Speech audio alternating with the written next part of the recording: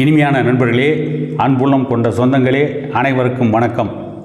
நான் உங்களின் எடப்பாடி துரைசாமி பேசுகிறேன்.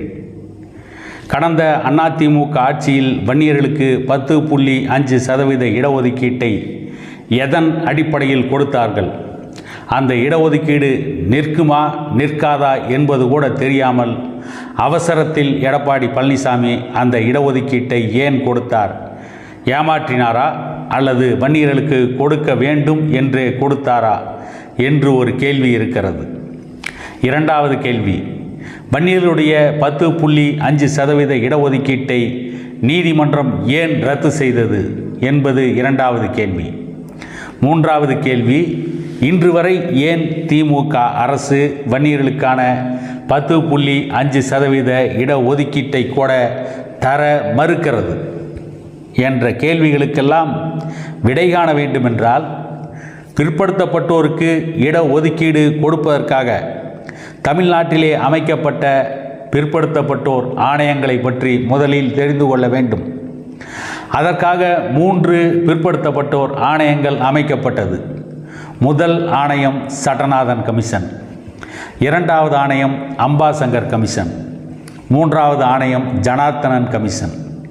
இவர்களின் ஆய்வறிக்கையில் ஜனார்த்தனன் கமிஷன் என்பது தரவுகளை ஒருங்கிணைக்காமல் சட்டநாதன் கமிஷன் மற்றும் அம்பாசங்கர் கமிஷன் ஆகியவற்றின் சரத்துக்களை மேற்கோள் காட்டி தோராய மதிப்பீட்டில் மிகவும் பிற்படுத்தப்பட்ட பட்டியலில் உள்ள வன்னியர்களுக்கு 10.5% வரையிலான இட ஒதுக்கீடு தரலாம் என்று தரவுகளின்றி வரையறையின்றி வகுக்கப்பட்ட ஓர் ஆய்வறிக்கையை எடப்பாடி பழனிசாமி பயன்படுத்தினார் என்றால், சட்டநாதன் கமிஷன் மற்றும் அம்பாசங்கர் கமிஷன் ஆய்வறிக்கையில் சில தரவுகளுடன் கூடிய அறிக்கையில் வன்னியர்களுக்கு 13.5% வரை இட ஒதுக்கீடு தரலாம் என்று வலியுறுத்தியிருந்தார்கள்.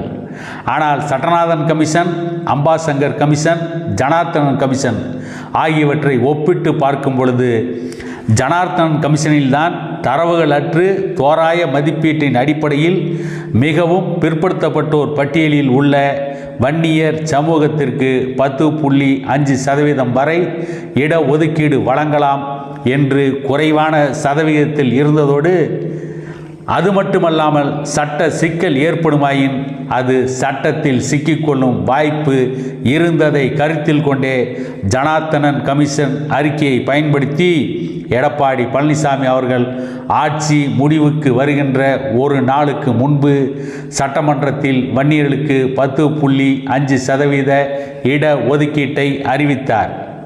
அந்த இடஒதுக்கீடானது எடப்பாடி பழனிசாமி எதிர்பார்த்தது போலவே சிறிது காலத்தில் நீதிமன்றத்தில் ரத்தாகி போனது.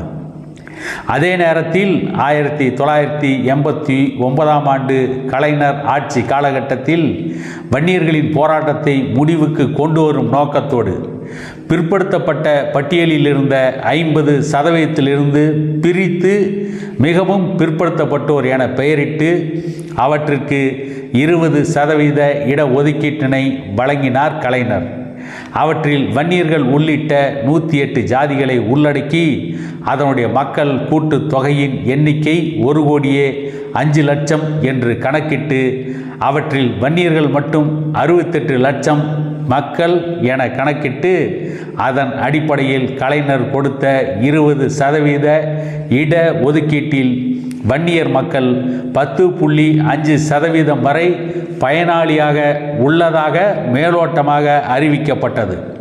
ஆனால் போட்டியின் அடிப்படையில் வன்னிய மக்களுக்கு மேற்கண்ட 13.5% கிடைக்கும் என்று கருதப்பட்டாலும், போட்டியில் வன்னிய மாணவர்கள் மற்றும் போட்டியாளர்கள் வென்றாலும் கூட வன்னியர்களுக்கு எதிரான சமூகத்தை சார்ந்த உயர் அதிகாரிகள் வன்னியர்கள் உயர் பதவிகள் உள்ளிட்ட எந்த பதவிக்கும் பெருமளவில் வந்துவிடக்கூடாது என்பதை கங்கணம் கட்டிக்கொண்டு எந்தெந்த வகையில் வன்னியர் இடஒதுக்கீட்டை தடுக்க முடியுமோ அந்தந்த வகையில் தடுத்து வருவதனால் அந்த இடஒதுக்கீடு வன்னியர்களுக்கு முழுதாக கிடைக்கவில்லை.